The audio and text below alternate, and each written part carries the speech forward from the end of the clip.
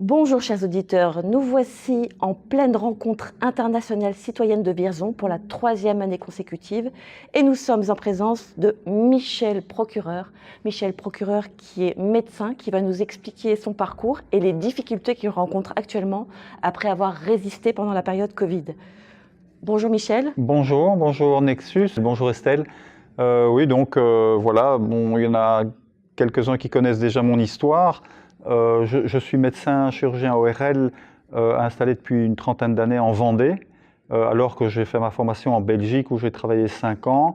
La période de Covid est arrivée et j'ai été confronté à des constatations très inquiétantes avec le décès d'Anthony Rio, qui est cet étudiant de 6e année de médecine qui avait 24 ans et qui avait reçu une dose d'AstraZeneca, qu'on a retrouvé 10 jours après son injection à Nantes en thrombose multiviscérale. Enfin, le médecin légiste avait dit à sa maman qu'il n'aurait jamais pu s'en sortir tellement il y avait des thromboses dans tous les organes. Et donc la relation d'imputabilité a bien sûr été établie. Maître Boitin de Saint-Nazaire a une dizaine de dossiers pour des jeunes décédés également dans les mêmes situations. J'avais moi-même signé une demande d'autopsie pour un patient belge, Raphaël Hout, qui est décédé d'un infarcissement, donc d'un double infarctus du myocarde après des injections. C'est un gars sportif et qui est décédé sur les pistes de la Foudalos. J'ai eu des contacts avec la médecin urgentiste qui m'a confirmé que c'était une mort tout à fait suspecte. Et l'autopsie a été réalisée à Marseille 10 semaines parce qu'à Nice, ils n'ont pas voulu la faire. Et l'autopsie a bien révélé que son infarcissement cardiaque était en rapport direct et chronologique avec les injections qu'il avait reçues. La famille est en procès actuellement avec Pfizer et c'est un anatomopathologiste de Reims qui a lu les coupes et qui a bien établi le problème cardiaque qu'il a fait après ces injections. De mon côté aussi, j'ai été amené à constater l'apparition de maladies auto-immunes chez mon ex-belle-sœur, une maladie hyper rare qui est un Stiefman syndrome, c'est le syndrome de l'homme raide, c'est la maladie dont Céline Dion souffre également maintenant. Et alors qu'elle n'avait jamais fait de problème, elle est en chaise roulante maintenant. J'ai été en contact rapidement avec Mélodie Ferron aussi, qui est porte-parole de Ouais Mon Cycle, qui regroupe là je pense 17 000 femmes qui ont eu des problèmes graves de règles, des gamines de 16 ans qui sont en aménorrhée et en ménopause précoce, des femmes de 80 ans qui doivent être hystérectomisées tellement elles saignent alors qu'elles n'avaient plus de règles depuis des dizaines d'années. Et donc c'est vraiment un problème multisystémique qui m'a alerté. Et donc moi j'ai vraiment pas voulu suivre les obligations vaccinales de la loi du 5 août 2021 et j'ai fait des faux pour mes enfants, pour moi et pour mes patients parce que j'étais confronté à une détresse humaine énorme de gens qui perdaient leur boulot. J'ai repris dans mon dossier de défense également un témoignage d'une infirmière qui s'est suicidée parce qu'elle avait perdu son travail, parce qu'elle ne voulait pas se faire injecter. Donc la légalité de cette loi doit être bien évidemment remise en cause. On ne peut pas obliger quelqu'un à se faire injecter un produit en phase expérimentale, en phase 3 d'expérimentation, qui n'a jamais été utilisé auparavant chez l'homme et qui présente autant d'effets secondaires. Donc on ne peut pas, le consentement libre et éclairé par une information complète et loyale a été complètement bafoué.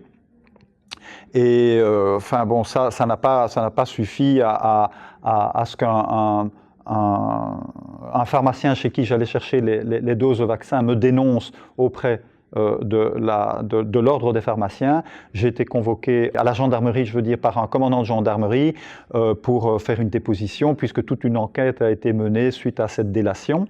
Et les moyens mis en œuvre étaient tellement énormes, ils avaient ciblé tous les téléphones.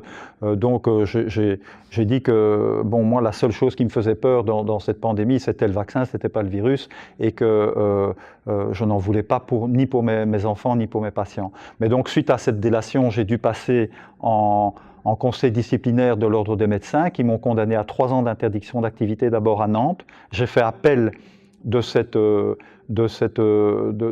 sanction, et je passe prochainement le 17 février à Paris à l'Ordre national de l'Ordre des médecins pour demander l'annulation de cette condamnation, parce que beaucoup d'éléments me donnent actuellement raison, notamment la révélation des contrats Pfizer, qui montre bien que les médicaments, l'efficacité n'avait jamais été testée, qu'ils étaient au courant de beaucoup d'effets secondaires qu'on ne nous avait pas annoncés, et que même la transmission, ils ne pouvaient pas en parler, qu'ils ne voulaient pas que les lots soient traçables également. Donc tout ça figure dans ces dossiers. Et donc je demande que, dans mon cas, le droit de nécessité face à ce danger imminent de vaccin de mes patients et de mes enfants me soit reconnu, et que je sois plutôt considéré comme un lanceur d'alerte plutôt que comme un grand criminel. Et donc la procédure est en cours. Je passerai le 17 février à Paris. Ensuite, je passerai au pénal à La Roche-sur-Yon le 9 mars.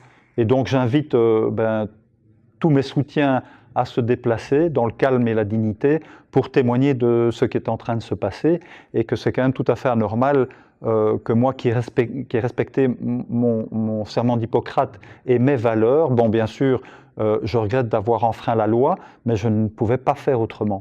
Donc je pense que j'ai quand même eu un comportement éthique, puisque l'éthique, c'est la responsabilité et la solidarité. J'ai été responsable et solidaire des patients qui ont reçu des injections et qui présentaient tellement d'effets secondaires, et je n'ai pas voulu aller dans ce sens sans me poser de questions. Si nous, comme médecins, on ne peut pas refuser une injonction politique, qui va le faire? On est sur le terrain, moi je ne détiens aucune vérité, je ne fais que relater les constatations que j'ai faites dans mon métier, et jamais j'aurais cru être amené à me positionner en enfreignant la loi. Mais je n'ai pas pu faire autrement. Pourquoi vous avez été si peu nombreux à faire comme toi, selon toi ? Parce que je pense que beaucoup de médecins ont eu peur. Beaucoup de médecins ont eu peur de perdre leur boulot. Comme moi, du jour au lendemain, j'ai été suspendu. J'ai une retraite qui est amputée de 20% parce que je n'ai pas pu continuer à travailler. Ça fait 5 ans qu'on me harcèle. Et donc, en plus, je pense qu'il y a eu beaucoup de médecins qui ont fait confiance et qui n'ont pas vérifié les choses, qui ont peut-être eu moins de retours d'effets secondaires que ceux que j'ai constatés. Et je pense que psychologiquement, pour des médecins qui ont vacciné toute leur famille, c'est très difficile de se remettre en cause actuellement. Mais je pense qu'il y en a beaucoup qui dans le milieu médical et dans les professions de santé qui ont été obligés de se faire vacciner, qui en ont payé le prix fort, puisqu'il y en a beaucoup qui ne sont plus là pour le dire. Il y a des statistiques qui sont en train de s'établir, notamment chez les pompiers, et qui prouvent bien qu'il y a une recrudescence de mortalité énorme depuis les injections de 2021. Ouais. Est-ce que tu as essayé d'alerter des confrères pendant Oui, bien sûr. Et comment ils ont réagi à ce moment-là ? Ils ne voulaient pas l'entendre. Ils ne voulaient pas l'entendre. J'ai notamment en mémoire un médecin avec qui je faisais de la course à pied, qui est radiologue, qui me prenait pour un fou pour avoir fait des faux pour protéger mes... Et il a fait une myocardite. Et même maintenant, il a l'espoir de pouvoir recommencer à courir, mais il court vraiment des risques très importants, parce qu'on sait qu'on est vraiment transformé en usine Spike avec de l'ARN messager, qui est un message génétique et qui ordonne vraiment toutes nos cellules, de tous nos organes, à continuer à produire un produit toxique qui provoque une endothélite, donc une inflammation vasculaire de tout notre réseau vasculaire, bien sûr, qui irrigue tous nos organes. Et donc, on peut faire et des problèmes cardiaques, et des problèmes de maladies auto-immunes, et des problèmes neurodégénératifs, ou de mort subite par AVC ou par autre pathologie. Hein, donc c'est vraiment très difficile. On est quelques-uns. Le problème, c'est qu'à l'heure actuelle, d'un point de vue financier, les CPAM, donc les caisses primaires d'assurance maladie de Vendée et d'autres départements limitrophes, me réclament les actes que j'ai prescrits.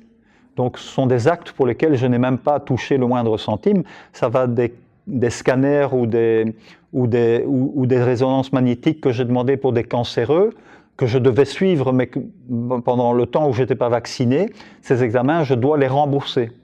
Hein, c'est comme les appareils auditifs. Comme je n'étais pas vacciné, je voyais des gens qui nécessitaient le port d'un appareil auditif, je le prescrivais, la sécurité sociale a remboursé ces appareils, je dois les rembourser pendant les 7 mois où je n'étais pas vacciné. Donc c'est une somme qui s'élève à 250 000 €. Le procureur de la République réclame en plus à mon encontre une amende de 50 000 €, donc il y en a pratiquement pour 300 000 €, avec de la peine de prison avec sursis, sans compter que bon, moi j'ai perdu mon boulot, mais je préfère perdre mon boulot que de perdre la vie, ou qu'un de mes enfants perde également la santé. Et un de tes patients aussi. Oui, et bien sûr, mes enfants, mes patients et tous ceux qui étaient dans la détresse de pouvoir trouver une solution face à ces obligations. Alors on nous disait qu'on n'était pas obligé, nous dans notre cas on était obligé parce qu'on perdait notre boulot, mais il y a des tas de gens qui eux perdaient leur travail aussi, ou ne pouvaient plus voyager, ou tout simplement aller voir le parent en maison de retraite. Donc quand tu dis que tu faisais des faux, oui. Tu faisais des certificats, c'était quoi exactement? J'allais chercher des doses de vaccins à la pharmacie, je renseignais les numéros de lot, et j'allais sur le site Amélie pour faire un faux pass sanitaire, donc pour certifier que mes patients avaient été vaccinés alors qu'ils ne l'avaient pas été. Donc c'est une pratique frauduleuse, effectivement, mais je n'avais aucun autre moyen de pouvoir... J'aurais pu être suspendu, comme tellement d'autres soignants l'ont été, mais j'avais des enfants qui n'avaient pas les retours dramatique des gens qui perdaient leur vie ou la santé face à ces injections. Et ma fille, qui est soignante, me disait, écoute, je vais me faire vacciner. Moi, je lui dis, Margot, tu ne te fais pas vacciner, je te fais un faux, parce que tu risques ta peau. Donc, moi, je voulais rester en place. Je voulais absolument rester en place. Parce qu'on devait se faire vacciner, je te le rappelle, Estelle, tous les 3 mois. Voilà. Donc ça s'est jamais vu, on ne vaccine pas des femmes enceintes, on ne vaccine jamais pendant une pandémie, et les vaccins répétés n'ont fait qu'une chose, c'est sélectionner les variants. Et tous les gens qui ont été vaccinés ont l'immunité bousillée, et moi j'ai des tas d'amis qui ont été vaccinés et qui ont fait Covid sur Covid l'un derrière l'autre. Hein, donc voilà, donc moi mon procès,